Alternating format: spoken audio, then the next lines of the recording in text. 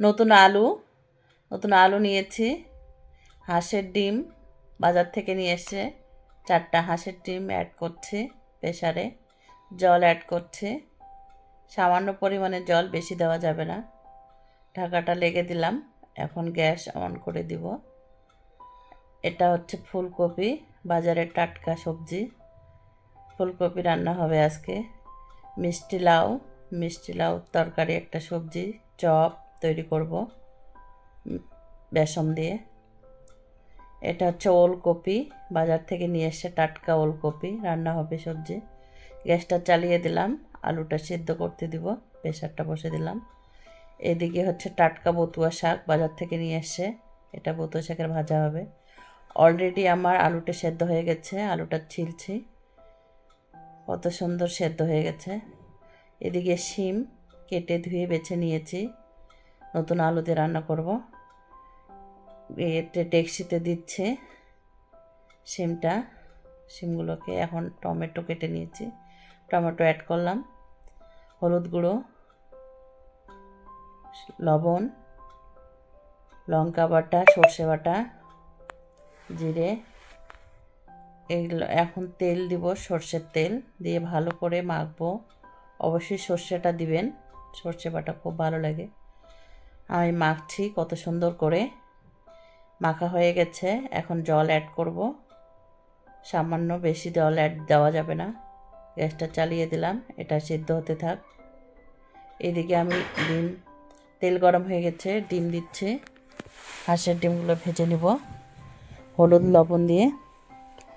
লবণ দিয়ে সুন্দর করে ভেজে নিলাম। এখন একটা একটা করে তুলে নিব।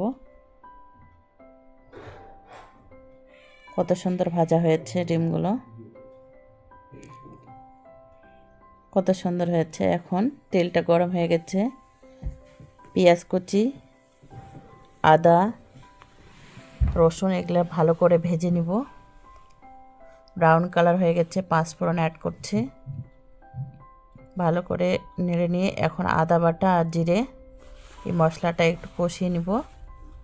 নিয়ে এখন শুকনো আলু মেখে নিয়েছি, এটা এখন কষাবো, জল অ্যাড করিনি।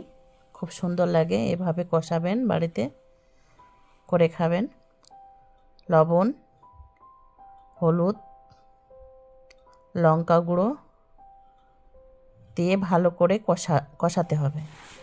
আমি ভালো করে কষাচ্ছি, খুব সুন্দর করে কষানো হয়ে গেছে আমার। যে আলুর একটা গন্ধটা থাকবে না। জল অ্যাড করছি, আপনারা স্বাদ অনুযায়ী জলটা দিতে পারেন। আমি যেভাবে জল দিচ্ছি সামান্য পরিমাণ দিব, বেশি দিব না। এখন টমেটো আর কাঁচা লঙ্কা ফেটে নিয়েছি, এগুলো অ্যাড করে দিলাম। হাঁসের ডিমগুলো একটা একটা করে দিয়ে দিচ্ছি।